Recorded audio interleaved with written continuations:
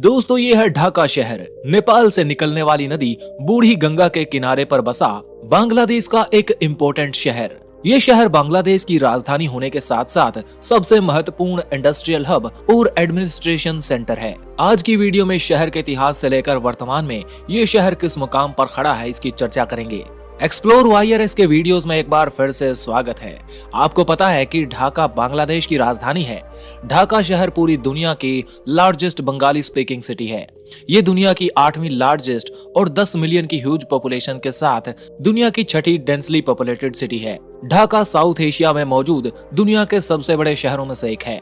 वैसे तो ये शहर पहली सदी की शुरुआत में ही बस गया था, लेकिन अर्ली मॉडर्न हिस्ट्री में 17वीं शताब्दी में ये शहर मुगलों की बंगाल प्रोविंस की आर्थिक राजधानी बना रहा। इसके बाद ब्रिटिश शासन के दौरान भी इस शहर के अंदर बेइंतहा डेवलपमेंट देखने को मिला। अंग्रेजों ने पहली बार शहर में रेल लाइनें, बिजली के connection, water supply, western educational universities लाकर इसको मेजर एडमिनिस्ट्रेटिव और एजुकेशनल हब के रूप में डेवलप किया। इंडियन सब कॉन्टिनेंट में ब्रिटिश रूल के खत्म हो जाने के बाद इसको ईस्ट पाकिस्तान की राजधानी बना दिया गया, लेकिन 1971 की बांग्लादेश लिबरेशन वॉर के बाद ये शहर इंडिपेंडेंट बांग्लादेश की राजधानी बना दिया गया। आज के समय में बांग्लादेश गवर्नमेंट सीट होने के साथ साथ बड़ी बड़ी कंपनियों और एजुकेशन सेंटर्स के साथ ढाका एक ग्लोबल सिटी के रूप में उभरा है। पूरी बांग्लादेशी इकोनॉमी की कमाई का 35% हिस्सा अकेले इस शहर से आता है। ढाका स्टॉक एक्सचेंज में 750 बड़ी कंपनियां शामिल हैं। ये शहर अपने बंगाली त्योहारों, इनके लाजवाब खानों और रंग बिरंगी कश्ती और ऑटो रिक्शा की वजह से जाना जाता है।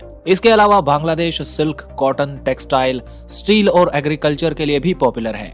आइए अब जानते हैं ढाका के बारे में कुछ ऐसे फैक्ट्स जो इसे दुनिया की दूसरी सिटीज से अलग बनाते हैं। इस शहर का यातायात 4 लाख ऑटो रिक्शा और बाइक साइकिल रिक्शा पर टिका हुआ है, जिसकी वजह से इसको दुनिया की रिक्शा कैपिटल कहा जाता है। ढाका को दुनिया की ट्रैफिक जैम सिटी भी कहा जाता है। 2011 की सरकारी रिपोर्ट के अकॉर्डिंग यहाँ हर रोज 7 घंटे जाम लगा रहता है। ढाका के लोग क्रिकेट के पुजारी माने जाते हैं। ढाका शहर में ही नेशनल लेवल का स्टेडियम मौजूद है और बांग्लादेश की टीम में खेलने वाले खिलाड़ी ढाका में ही रहते हैं।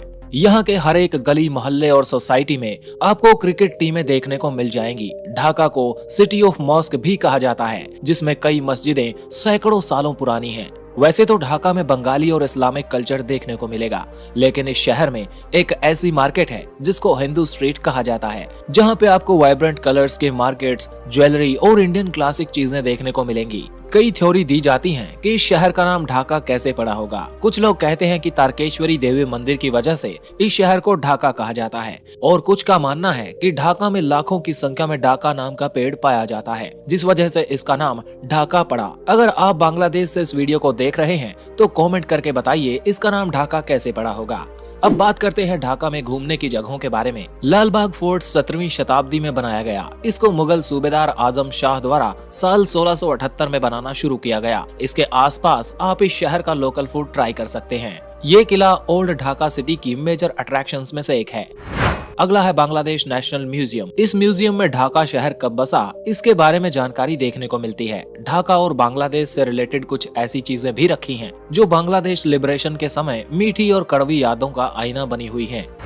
नंबर 3 पर है ढाकेश्वरी टेम्पल। हिंदू धर्म और इसकी संस्कृति भारतीय उपमहाद्वीप की सबसे पुरानी संस्कृतियों में से एक है। इस शहर का ढाकेश्वरी टेम्पल इसलिए खास है क्योंकि बंगालियों का सबसे मशहूर त्योहार दुर्गा पूजा को यहाँ धूमधाम से मनाया जाता है। इस मंदिर को देखने भारत और म्यांमार से काफी लोग आते हैं। आज की वीडियो में इतना ही। अगर वीडियो पसंद आया तो लाइक कीजिए और इस चैनल को सब्सक्राइब कीजिए ताकि ऐसे ही वीडियोस आपको मिलते रहें। Thanks for watching. जुड़े रहिए एक्सप्लोर वाईआरएस के साथ।